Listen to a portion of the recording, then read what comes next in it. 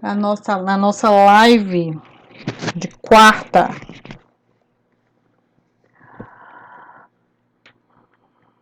Oi, meu amor. Oi, Kati. Boa noite. Eu vou fixar logo o nosso tema. Vamos falar sobre comportamentos disruptivos. Tem gente que fala disrupe o quê? Tenho certeza que alguém deve estar perguntando. Disrupe o quê? Disruptivos. Vou já falar para vocês. O que são os comportamentos disruptivos na infância?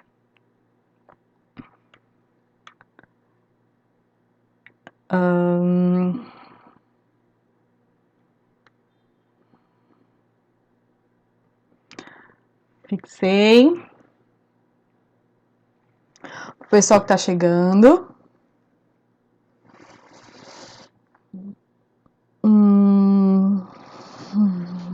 Oi, Lucy. Obrigada. É um prazer todo meu estar aqui com vocês nessa noite de quarta. Então, vamos falar sobre os comportamentos disruptivos, que são os comportamentos mais desafiadores que os pais enfrentam. O que são esses comportamentos disruptivos? É um nome assim meio diferente, né? Estou vendo que tem gente de Recife, tem gente de Brasília que eu vi aqui. Brasília? Eu acho que eu vi Brasília também. Da Bahia, que legal. Muito bom. Tem gente de toda parte aqui do Brasil. E tem gente também fora do país. Eu tenho muitos pacientes que eu faço orientação para pais, também fora do país. Ai, que bom, muito bom. Tá bem misturado aqui. Goiânia, Brasília, Espírito Santo. Muito bom. Então, gente, o que se trata dos comportamentos disruptivos? Os comportamentos disruptivos são caracterizados pelos comportamentos bem clássicos, né, das crianças, do bater, do gritar, o momento que a criança extravasa aquela emoção, coloca para fora, e que os pais normalmente só faltam arrancar os cabelos. Quem é novo, não sei quem vocês são novos, sempre tem gente nova aqui no perfil, porque cresce muito, geralmente 1000 pessoas por dia entram no perfil e começam a seguir, então eu acredito que tem muita gente nova aqui,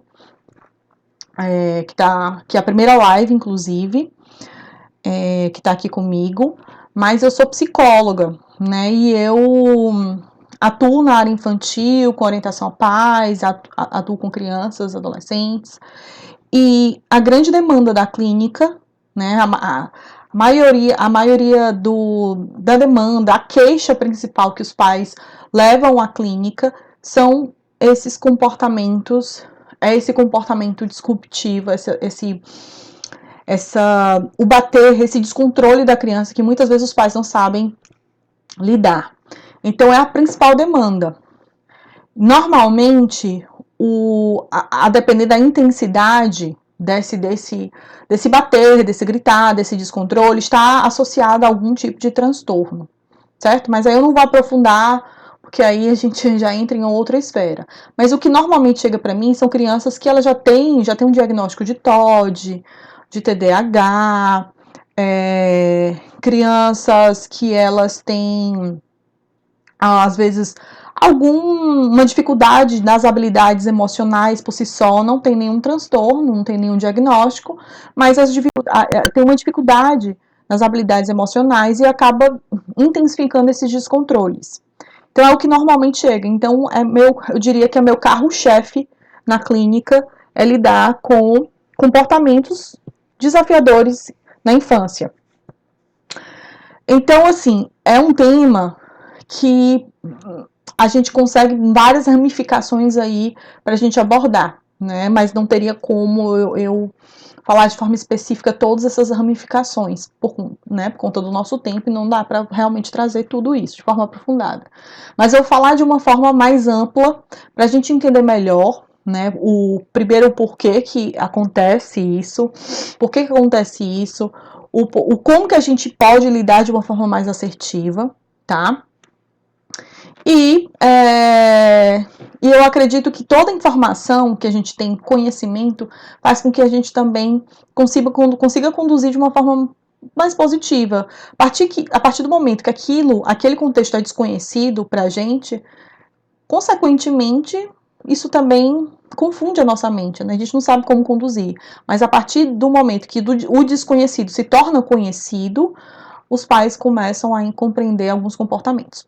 Então, vamos lá. Primeiro ponto que eu quero trazer para vocês é o seguinte. Eu recebo diariamente, e sempre quando eu abro a caixinha de pergunta, tem muitas perguntas a respeito do bater e do gritar, das birras, né? Das conhecidas birras. Então, tem muita pergunta. E todas as vezes que eu abro caixinha, assim, é uma pancada de perguntas sobre esse tema.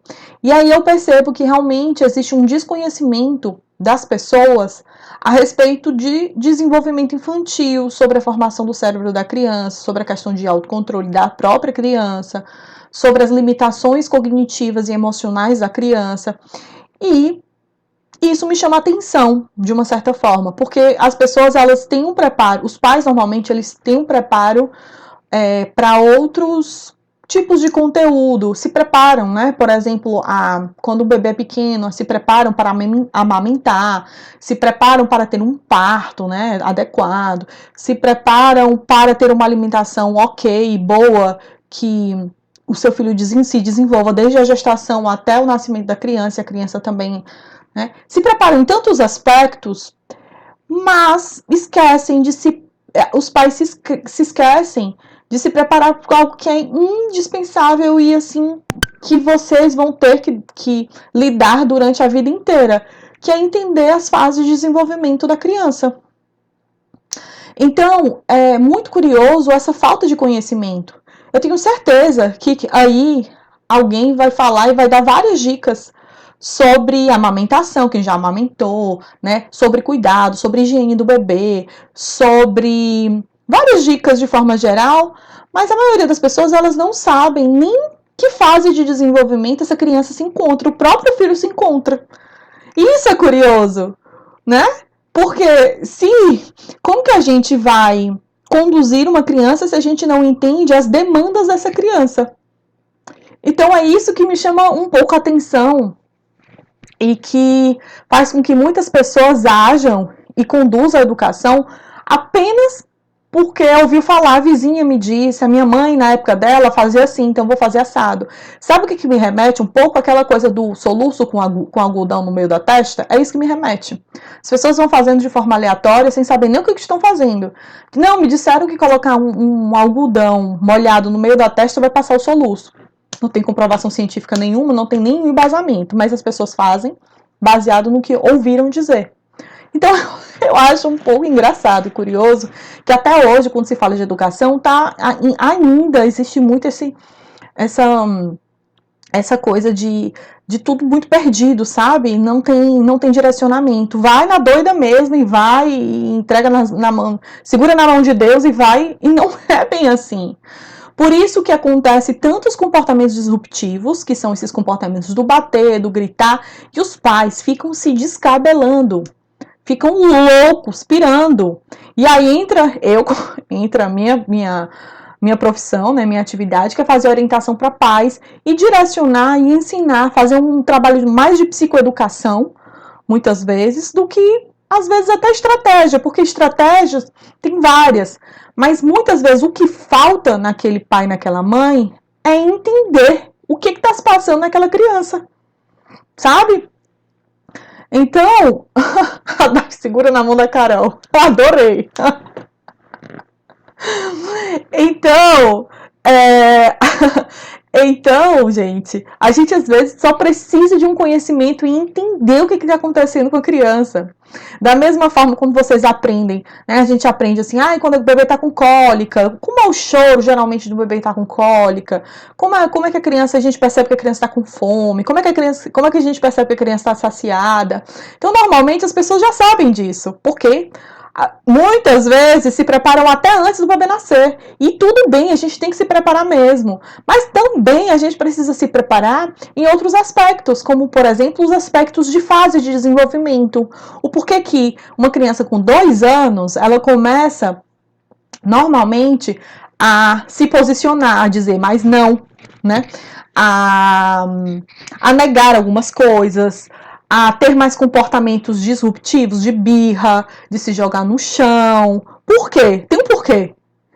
E muitas vezes as pessoas não sabem porque só acham que é falta de quê? De limite, é falta de peia, é falta de palmada, é falta de tudo no mundo, menos porque esta criança ela se encontra nesta fase X de desenvolvimento. Por isso que ela reage dessa forma. Sabe?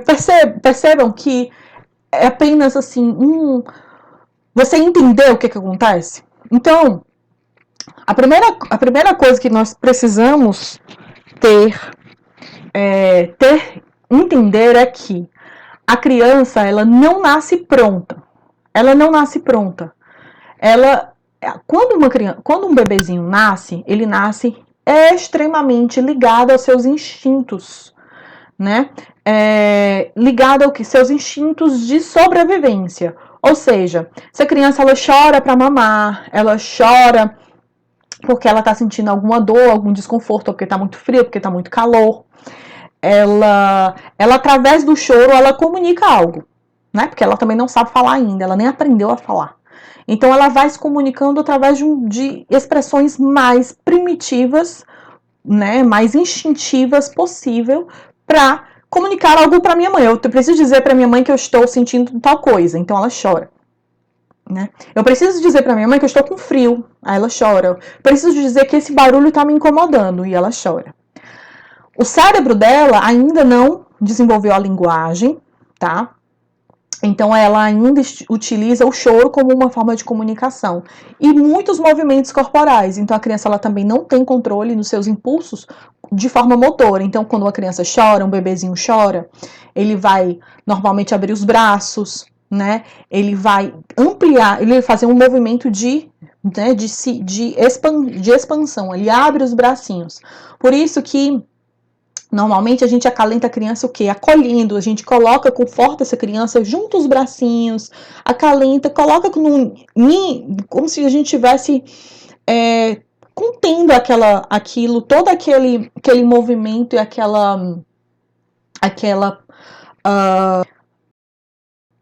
como que se diz, todas as palavras estão fugindo na minha frente hoje, na minha cabeça hoje.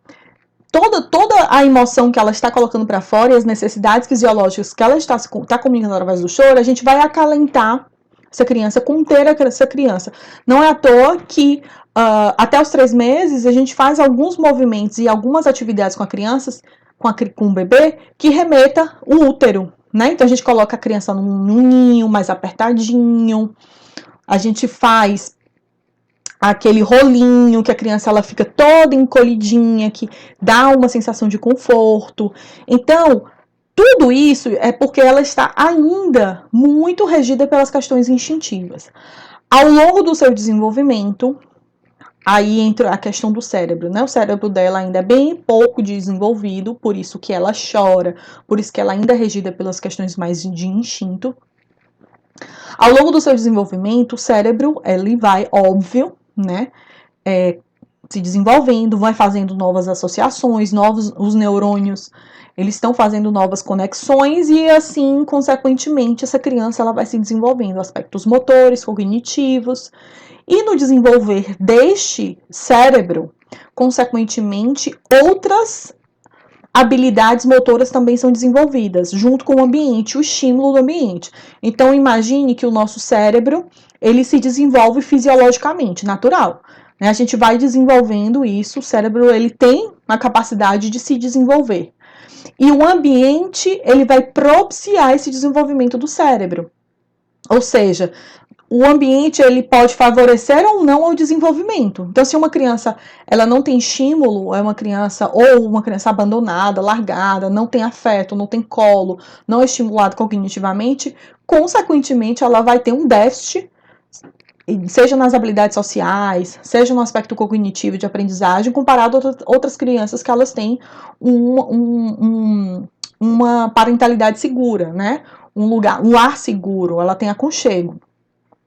Logo, quando essa criança ela vai se desenvolvendo com este ambiente saudável, junto com os pais, o seu cérebro também vai se desenvolvendo. O ambiente está estimulando o desenvolvimento desse cérebro. Logo, ela vai desenvolvendo outras habilidades. E aí entra por volta de 1 ano e 2, 1 ano e 3, essa linguagem ela vai a todo vapor. Normalmente, a criança ela desenrola mais a linguagem depois de andar. Então, ela deposita toda a energia no aspecto motor para ela conseguir ficar de pé e andar, e depois ela deposita toda uma energia no aspecto da linguagem. Sim, tem bebês que falam bastante antes de andar, de fato, mas toda a energia e o pico de desenvolvimento da linguagem fica depois do andar. Então a criança ela anda, deposita toda uma energia no andar, na locomoção, e aí ela começa a andar com mais segurança e ela vai depois depositar toda uma energia no aspecto da linguagem. E é a partir daí que essa criança ela vai conseguir expressar com um pouco melhor, né? Que antes ela só chorava para comunicar algo e agora ela chora e comunica algumas coisas verbalmente, mas ela ainda não sabe comunicar totalmente. Então ela ainda tem um descontrole emocional porque ela não sabe dar conta, tudo é muito desconhecido para ela. O seu cérebro ainda é imaturo, ou seja, o sistema límbico, né, ele libera as emoções, um momento de tensão, uma raiva, uma tristeza, né, a sensação de frustração, tem um sistema límbico que é responsável pelas emoções, libera alguma emoção, que essa emoção de alguma forma leva uma descarga emocional, né, gera uma descarga emocional na criança. Então, o sistema límbico libera a emoção, gera uma descarga emocional nessa criança, e essa criança, nesse momento de descarga, ela vai se movimentar, e normalmente ela vai expressar corporalmente, igual como o choro, quando ela mexe os bracinhos, mexe as perninhas, e ela comunica, quando ela vai ficando maior, mesmo com uma linguagem, mesmo pouca, mas ela tendo uma linguagem, ela também vai se expressar corporalmente, porque ela ainda não tem essa capacidade de somente verbalizar aquilo que ela está sentindo, porque também é desconhecido para ela, certo? Então, compreendam que, mesmo que a criança, com 1 ano e meio, 2 anos, ela já seja uma matraca, fala muito bem, tem um repertório muito bom, verbaliza muito com excelência o que ela está querendo dizer, mas mesmo assim ela ainda não tem a capacidade de expressar com a desenvoltura de um adulto ou de uma criança maior, porque ainda o cérebro dela é pouco desenvolvido, tá? Então vamos lá. E aí eu vou voltar à questão que eu estava falando sobre a questão do andar, a criança começa a linguagem, e aí ela já começa a substituir o choro por linguagem, ela mistura o choro com a linguagem, porque ela ainda não tem um total controle. Ela simplesmente gera a descarga emocional a partir de uma emoção e ela tem esses comportamentos do chorar, do bater. Quanto menor uma criança for, como eu já disse, o cérebro quanto menor essa criança for, menos o cérebro é desenvolvido. Então o cérebro ainda é bem primitivo, tá?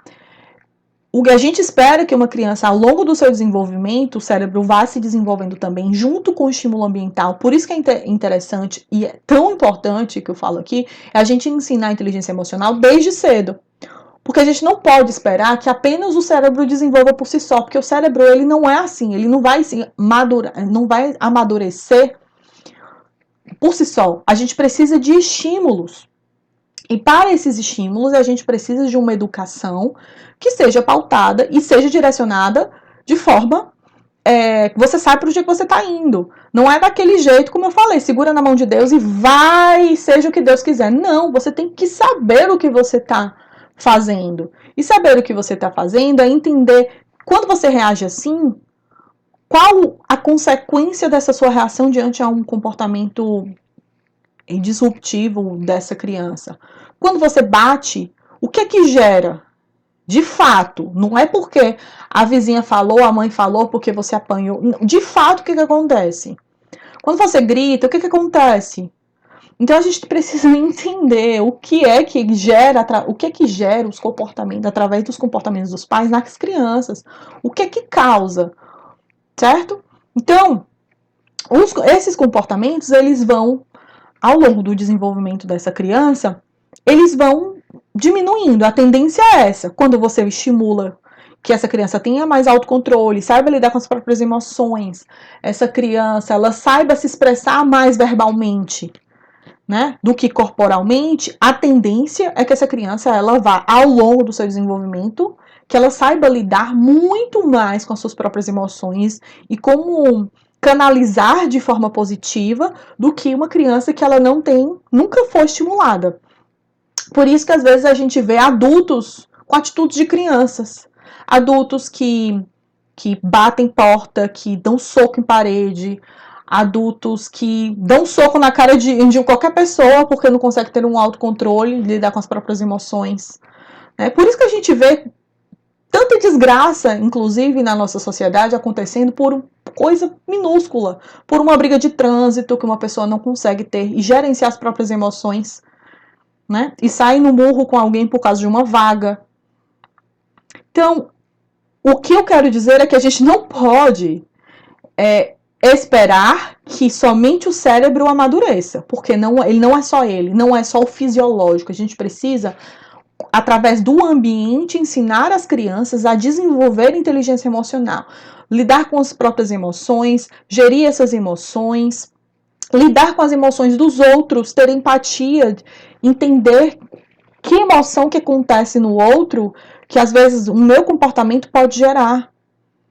Entende? Então, o que eu quero dizer é que, apesar da gente entender que alguns comportamentos são fisiológicos, de fato são fisiológicos, e a gente espera, eu sempre falo assim, eu espero que o seu filho de 3 anos bata. Porque de fato eu espero, é normal uma criança de 3 anos bater.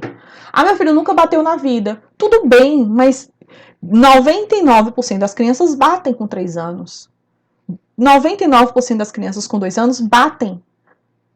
E as pessoas não entendem isso e esperam que tenham atitudes de adultos, que não vai bater. Mas é esperado que uma criança reaja assim, porque ela ainda tem um cérebro completamente imaturo. E além disso, ela ainda não desenvolveu habilidades de autocontrole. Que quem é que ensina a habilidade de autocontrole? A escola? Não. A escola não vai ensinar. Pode ser até uma escola muito boa que tenha alguma atividade emocional, que possa ter algumas atividades complementares, né, de habilidades emocionais, de educação, enfim, de inteligência emocional, mas não é a escola responsável por isso, são os pais. A gente não pode delegar uma responsabilidade que é somente destinada aos pais. Ensinar inteligência emocional, os pais ensinam. A escola, ela pode auxiliar nesse processo, mas ela não é exclusivamente responsável, de jeito nenhum. Então, o que a gente quer que eu vejo, né? Dentro desses comportamentos disruptivos, as crianças, elas vão ter muito mais comportamentos como esses de bater, de gritar, quanto menor essa criança for. Se essa criança tiver 2 anos, ela vai ter muito mais comportamentos de disruptivos do que uma criança de 6, 7 anos. Normalmente, tá? Mas acontece de criança de 8 anos bater? Acontece. Mas é comum? Não. Se uma criança maior de 8 anos, né, 9, 10 anos, ela ainda tem comportamentos agressivos, primeira coisa que a gente se pergunta, essa criança ela desenvolveu habilidades emocionais durante a infância, durante essa primeira infância? Sim ou não? Como que você lidava com as questões das frustrações dela? Como você lidava? Como você ensinava essa criança a se acalmar? Como essa criança lidava com a frustração, com o medo, com a tristeza? Primeira coisa que a gente se pergunta. Segunda coisa que a gente se pergunta, a intensidade e a frequência desses descontroles. Se existe uma intensidade muito grande, uma frequência muito grande, a gente precisa identificar o que há por trás dessa frequência e dessa intensidade. E eu tô falando, gente, de crianças maiores, tá? Eu não tô falando aqui de crianças pequenas, não. Porque crianças pequenas, normalmente de 2, 3 anos, vai fazer birra todos os dias, se duvidar. Tem crianças, inclusive, do temperamento colérico, que todo dia vai fazer uma birra. Normal. Estou falando de crianças maiores, de 7, 8 anos, que normalmente, pelo aspecto fisiológico, elas teriam um pouco mais de autocontrole. Mas a gente precisa identificar se essa criança, ela tem habilidades, ela tem habilidade emocional, foi desenvolvida a habilidade emocional nessa criança? Não foi? Foi. Não foi, sei lá, não foi. Como que é o histórico dessa criança? Ela sempre foi assim? Teve algum momento que ficou mais intenso? A gente resgatar também a história de vida dessa criança. Teve um momento, está passando por alguma ruptura, alguma mudança no contexto dessa criança? Como vocês lidam no momento de descontrole da criança? Vocês se descontrolam mais ainda? Porque vamos lá. Se uma criança se descontrola e os pais se descontrolam mais ainda, qual é o exemplo que você está dando? Se for um exemplo vamos ganhar, vamos ver quem é que ganha, na marra, tudo bem, você vai estar entrando numa luta de poder com seu filho, ok. E pode ser que você ganhe sempre, mas o seu exemplo é que vai ficar marcado. E ele vai entender que é assim que ele consegue algo. Então, cada dia que ele se descontrolar, ele vai medir forças com você, porque você não ensina habilidades emocionais. Pelo contrário, você entra numa luta de poder com seu filho. Entende? É a mesma coisa que você ficar como se você estivesse brincando de corda, de guerra, né? Aquele puxar, como é isso? Aquela brincadeira de cabo de guerra. Quando seu filho puxa de um lado, você puxa do outro. Seu filho puxa de um lado, você puxa do outro. Né? No cabo de guerra, que cada um vai puxando, um vai ganhar, de fato. E provavelmente, na hora do descontrole, você pode ganhar naquela situação. Ok, mas quais habilidades de vida e emocionais você ensinou para o seu filho? Provavelmente nenhuma. Você só ensinou que, através da força, vamos ver quem é que ganha. E a tendência é que cada vez mais essa criança vai medir forças com você. Vai chegar um momento que vai ficar tão desgastante, porque essa criança ela vai crescer e ela vai medir forças na adolescência, vai medir forças até na fase adulta. E você vai ficar desesperado, vai ficar assim, meu Deus, o que foi que eu fiz lá no passado? Na verdade, você deixou de fazer. O que foi que você deixou de fazer? Você ficou tão preso a lutar na luta de poder com essa criança para ver quem é que está no domínio, que você deixou de desenvolver, de ensinar habilidades emocionais para essa criança, que é autocontrole, é lidar com a tristeza, lidar com a frustração, como canalizar essa raiva, como canalizar essas emoções de forma positiva. Entendam que nada na vida, nada na vida simplesmente vem na nossa mente e a gente aprende. Sonhou e aprendeu. Por exemplo, você dorme e agora eu aprendi determinada coisa. Aprendi a tocar um violão. Sonhei e aprendi, agora já estou tocando violão. Ninguém aprende assim, da noite para o dia. Ninguém tem simplesmente uma intuição e agora eu aprendi, fechei os olhos, dormi, acordei e aprendi. A gente desenvolve habilidades, de forma geral, a partir das nossas vivências e treinos. Então, não adianta esperar que uma criança aprenda habilidades emocionais sem que ela pratique no dia a dia.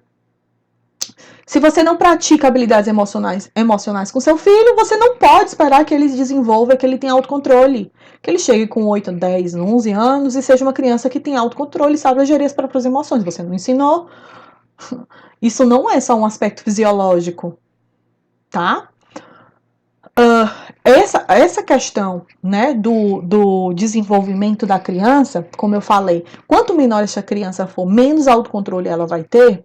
Ao longo do desenvolvimento, sim, aspectos fisiológicos vão favorecer para que ela tenha autocontrole, junto com seus estímulos, né, junto com a sua capacidade de direcionar de forma positiva, e aí essa criança ela vai aprender, né, a lidar com as próprias emoções. E tem, né, outro ponto importante. Além disso, né, dessas questões de ensinar, porque às vezes os pais se preocupam muito, assim, eu preciso ensinar habilidades emocionais para o meu filho, eu preciso entender, eu preciso passar, preciso que esse meu filho desenvolva inteligência emocional. Eu acho importante a gente sempre se perguntar, eu tenho inteligência emocional para lidar com o meu próprio filho? Eu entendo em que fase ele está, porque não adianta aplicar um monte de ferramenta, sabe? Um monte de estratégia se você nem sabe o que você está fazendo. Por isso que, antes de tudo, a gente precisa entender nas fases por que uma criança de 2 anos bate. Porque ainda o cérebro dela é imaturo. Ela bate porque a única forma que ela ainda tem de expressar expressar a própria emoção de raiva, de frustração. É a única forma. Com o tempo, com o treino e repetição, aí tem gente que pergunta assim, Carol, eu já fiz isso 10 vezes. Você tá achando muito repetir 10 vezes com uma criança? Então, eu não sei como que você vai criar um filho, porque criança você tem que repetir 1000 vezes. 10 vezes não é nada para você ensinar para uma criança. Nada. 10 vezes você repete. Não adianta você esperar que em uma semana você repetiu a mesma coisa, as mesmas estratégias, que seu filho mude. Assim, puf, estalou os dedos, a criança muda da água para o vinho. Não é assim. Criança é repetição. Não só criança, até a gente, quando nós estamos desenvolvendo habilidades novas, né, habilidades diferentes, a gente também tem que repetir. Se a gente não repete, a gente esquece, a gente desaprende, a gente não faz, não vira um costume, certo? Então, com crianças a gente precisa repetir. Né? Se você acha 10 vezes muito, se você acha 20 vezes muito, eu não sei, então. Como que você quer? Um milagre? Não tem como. A gente tem que repetir. E entender, aceitar e esperar que cada fase passa. Passa. Se você faz sua parte, isso vai passar. De fato. Foque sempre na sua parte. A sua parte está sendo feita? Então pronto. Se você está junto com o ambiente, moldando passando, né, ensinando essa criança habilidades emocionais, ela vai aprender. Agora, você precisa também esperar o tempo dela, o tempo de maturação do cérebro, o tempo desse cérebro se desenvolver para ela também internalizar. Sabe, eu vou dar um exemplo bem que simples que você vai entender. Quando a gente está ensinando uma criança a falar, aí fala e repete, fala mamãe, aí você fica fazendo mamãe, mamãe, e a criança não fala nada. De repente a criança balbucia, balbucia alguma coisa, você já fala, meu Deus, ela disse mamãe. Aí você fica louca. Mas você já repetiu esse mamãe umas 300 vezes para essa criança ver se fala. Concorda? Todo mundo vai e repete, até essa criança soltar. Quando essa criança solta, pronto, é aquela festa, fogos. Criança falou mamãe. Pronto, não falta mais nada, não precisa aprender mais nenhuma palavra. Então a gente precisa a mesma coisa que eu falo da fala. Da mesma forma que a gente repete e ensina a criança palavras como a palavra mamãe, né, que você repete 500 vezes, vê se a criança balbucia alguma coisa, a criança às vezes nem fala mamãe, fala só mamãe, pronto, já é mamãe. Já é mamãe, já terminou, foi a primeira palavra que a criança falou, foi mamãe, mas não foi, né? Às vezes a criança tá falando, só tá balbuciando, só vê o negócio na mente dela e ela falou. Mas é exatamente isso. Eu quero que vocês repitam as atividades, repitam as dicas, como se vocês estivessem ensinando essa criança a falar. Só que, na verdade, vocês estão ensinando essa criança a lidar com as próprias emoções e comportamentos. Se a gente bate, quando uma criança bate, e você baixa a mãozinha dela de forma gentil, sem machucar, né, e fala, olha, bater não é legal. Mamãe gosta de carinho, mamãe gosta de beijinho, mas bater não é legal. Quer ir pro cantinho da cama com a mamãe? Quer um abraço da mamãe? Você quer um abraço? A gente pode dar um abraço, para ver se a gente consegue se acalmar. Você vai repetir isso umas 500 vezes, igual como você treinou o seu filho a falar a palavra mamãe. Sabe? Então isso é treino. Não adianta a gente querer querer resultados imediatos se essa criança ainda não tem essa capacidade. Mas ela vai adquirir, não tenha dúvidas. Se você prepara um ambiente com repetição, você de alguma forma está ajeitando o terreno para que essa criança ela floresça, essa criança ela se desenvolva. Por isso que existe fórmula mágica? Não existe. Mas existem estratégias realmente que ajudam? Sim. Não é à toa que eu disponibilizo várias aqui. Dicas, estratégias, práticas, para que vocês consigam colocar em prática. Então, gente, os comportamentos disruptivos é normal, faz parte da infância. A gente lida. Claro que você pode falar assim, mas o vizinho, o filho do vizinho não bate. Tudo bem, pode ser realmente que ele não bata, mas ele não é a regra. Porque mesmo das fases de desenvolvimento, a criança bate normalmente. Mas o meu filho morde, do vizinho não morde. Tudo bem.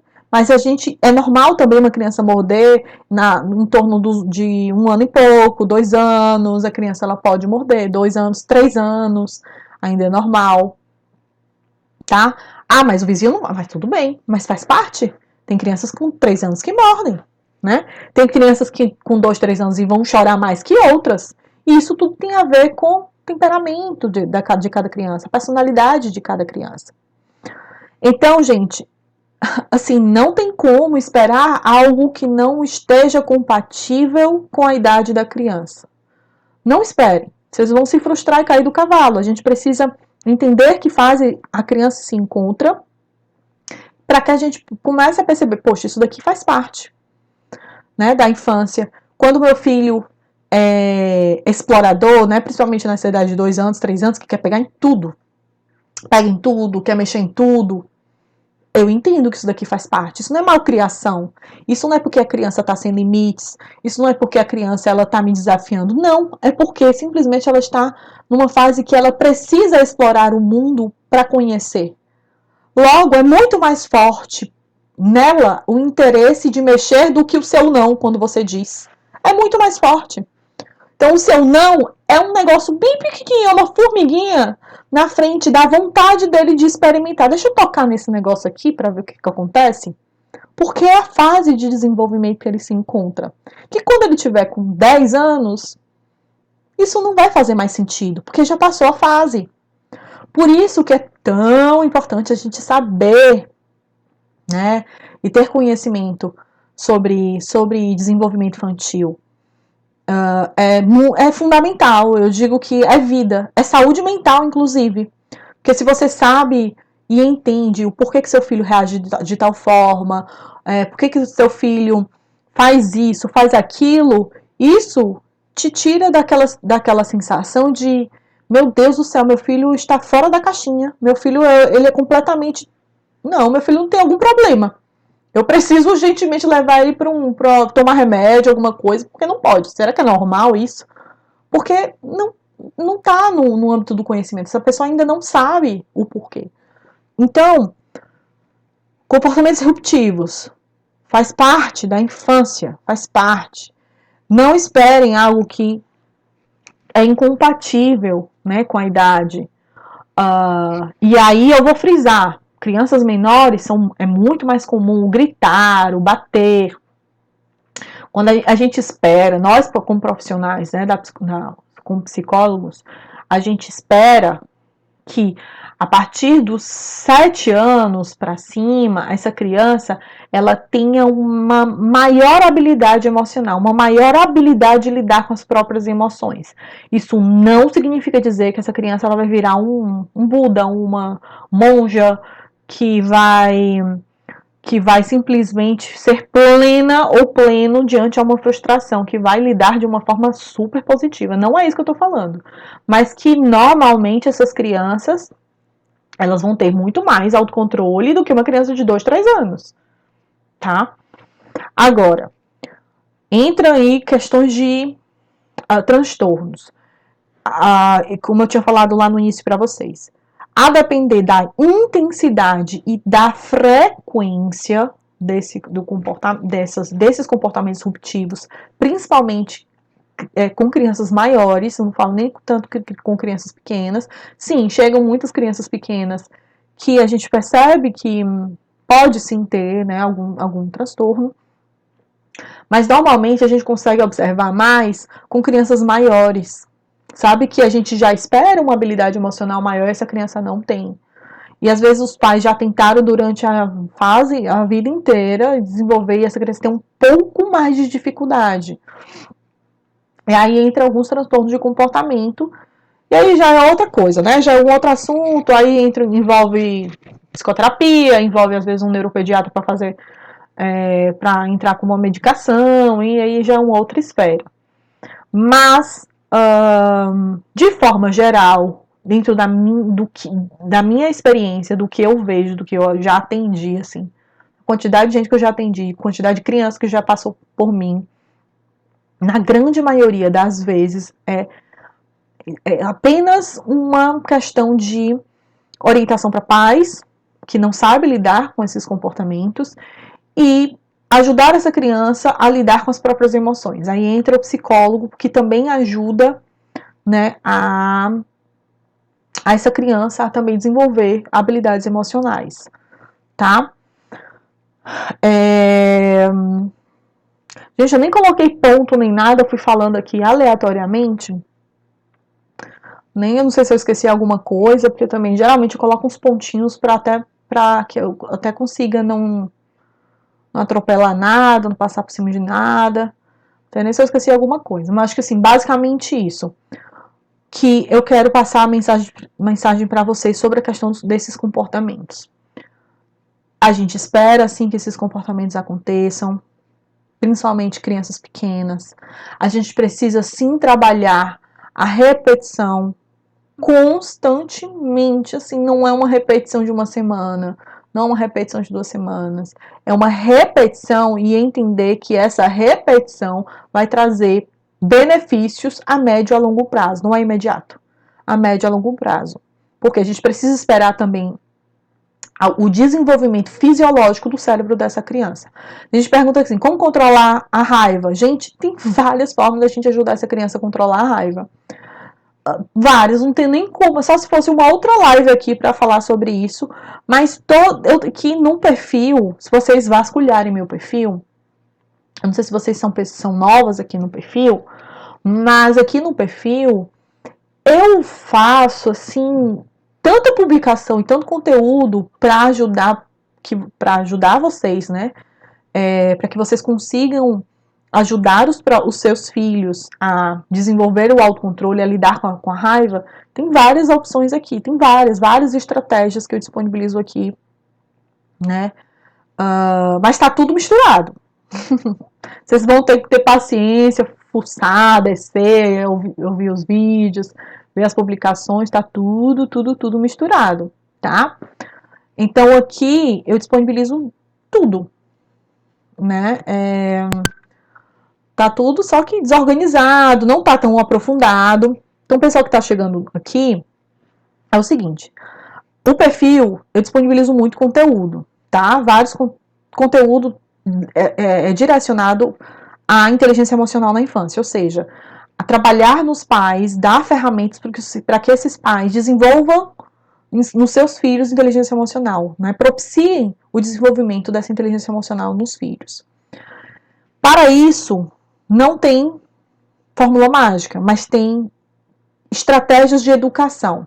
A gente ensina educação, a gente ensina habilidades emocionais através da educação, de fato, é a base de tudo.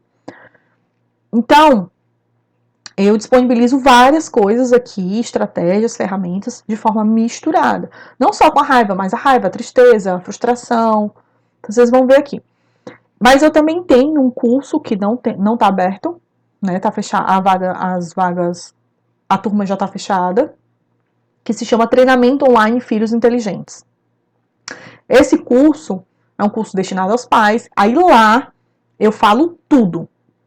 Então eu dou todas as ferramentas, eu falo sobre tudo de forma organizada, né? Aprofundo sobre as fases de desenvolvimento infantil, sobre o cérebro da criança, por que filho reage assim, por que filho reage assado, como a gente lida a situação X, Y e Z, se seu filho bate, se seu filho xinga, se seu filho faz tal coisa, como que a gente lida, o que, que a gente faz, como a gente direciona. Então, no curso, vocês lá tem tudo de forma organizada, né? Aprofundada, que não tem no perfil. Mas aqui no perfil vocês vão encontrar, eu garanto que vocês vão encontrar um montão de coisa, porque quem já me acompanha aqui há um tempo sabe que eu realmente disponibilizo, eu sou bem generosa com relação a conteúdo. Eu disponibilizo, eu quero ajudar mesmo. Mas, infelizmente, não tem como eu aprofundar tudo, né? Nova turma, eu não sei te dizer exatamente, não tem data ainda definida para a nova turma. Mas não, eu chutaria lá para talvez final de março ou começo de abril. Uma nova turma do treinamento, tá? Finalzinho de março ou começo de abril, mas eu não defini, não fechei nenhuma, não determinei nenhuma data. Ainda não, tá? Provavelmente, eu tô chutando aqui. Final de março, começo de abril, a gente vai ter uma nova turma, tá? Deixa eu ver se eu esqueci mais alguma coisa importante. Acho que não. Acho que não. É isso, gente. Tem gente falando pra eu abordar a TDAH. Pode ser um tema bem legal também de abordar. Ó, gente, uma coisa, sabe, assim, que falando de TDAH, crianças que elas têm diagnóstico real, assim, fechado, TDAH, TOD, elas vão ter mais comportamentos disruptivos do que crianças que não têm diagnóstico, de fato. Porque existe fisiologicamente, aspectos fisiológicos, né, do próprio transtorno, que dificultam um pouco mais essa questão do autocontrole.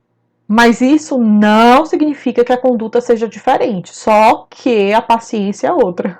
A paciência tem que ser um pouquinho maior, tem que ter um pouco mais de paciência, porque realmente crianças que têm têm TDAH normalmente têm comportamentos mais desafiadores. E ainda mais se tiver associado com TOD. Aí realmente tem comportamentos mais desafiadores. Mas não tenham dúvidas. Eu atendo a maioria dos meus pacientes, não vou dizer todos, mas a maioria tem diagnóstico de TOD. Ou com TDAH ou com autismo leve. Então, quando eu atendo, né, eu lido com crianças bem desafiadoras no dia a dia. E todas as ferramentas que eu disponibilizo aqui, eu disponibilizo nas orientações de pais dos meus pacientes, porque eu preciso, né, do apoio e o suporte desses pais. E super funciona. Só que é um outro tempo. A gente só tem que entender que o tempo é diferente. Porque com uma criança que ela é mais desafiadora, que é um pouco mais de paciência. Normalmente os pais, quando chegam para mim, eles chegam lá na clínica, eles já chegam assim, já tentei de tudo, já dei surra de cinto, já botei de castigo 300 vezes, já ameacei, já fiz tudo que você possa imaginar, eu já fiz, mas não adianta. E não adianta, porque a questão é outra, né? Não é na punição que a gente ajuda, pelo contrário, isso atrapalha ainda mais. A punição com crianças, né, que são mais desafiadoras, elas intensificam os comportamentos. Incrível, incrível isso, porque realmente, quanto mais desafiadora essa criança for, mais ela vai entrar num ciclo de luta de poder. Então, se você entra numa esfera de raiva junto com essa criança, eu puno, né? Eu faço isso para que essa criança se sinta mal, para ela repensar o que ela fez, isso gera um ciclo, ainda mais se essa criança for uma criança com algum transtorno de comportamento, um TOD, né, TDAH. E aí isso piora, intensifica. E aí quando chega para mim, assim, chega lá, bate lá na porta para atendimento, geralmente é porque quando o negócio está no limite, na tampa, já está transbordando, e os pais já não sabem mais nem o que fazer, né?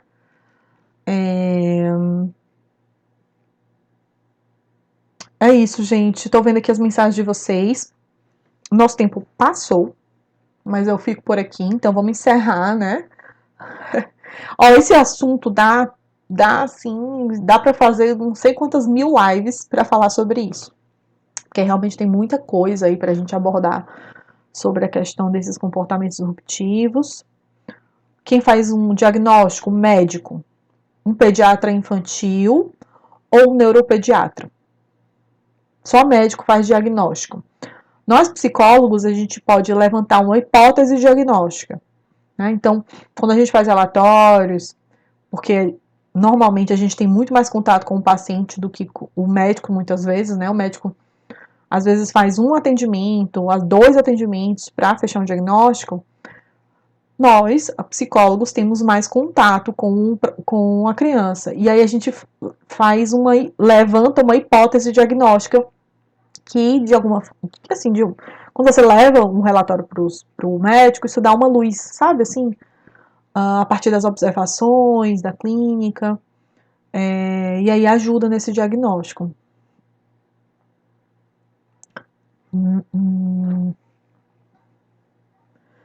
Tati, Bezerra, não sei. Não sei. Não sei como é que tá escrito. Não sei. Só sei que é Bezerra.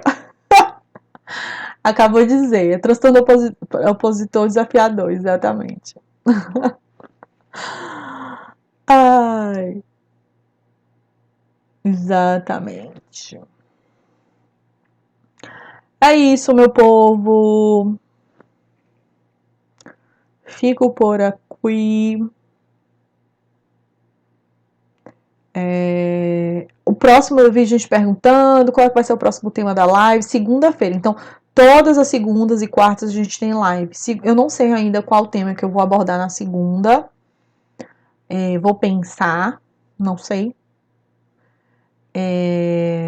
Vou pensar direitinho a partir do que vocês, das perguntas de vocês, né, das demandas de vocês. O bom daquela caixinha de pergunta é que também, ao mesmo tempo que eu respondo algumas perguntas, não consigo responder todo mundo, mas começo a ter uma noção das dúvidas de vocês. Por isso que eu quis falar sobre os comportamentos disruptivos hoje, porque eu recebo muita pergunta sobre isso. Meu filho bate. Meu filho de 2 anos bate. Meu filho de 1 ano e 8 meses está gritando e batendo. E aí eu percebo que realmente precisa dessa informação, né? Existe uma falta de informação sobre esse assunto. Por isso que eu quis abordar hoje. Mas tem tanta coisa ainda para explorar, né, em cima disso. É isso, gente. Não vou falar mais, porque se deixar também vou ficar aqui até 10 horas da noite falando.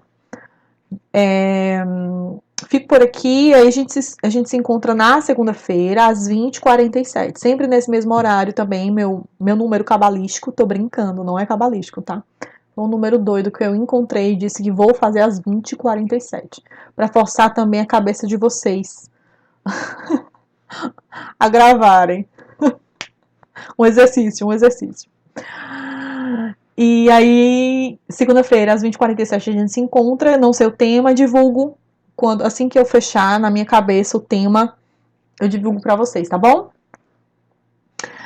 É isso, gente. Beijos, boa noite, bom descanso.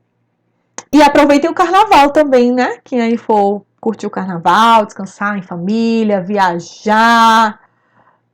Quem não for pra farra, também vai estar descansando de alguma forma. Então descansem, fiquem em paz.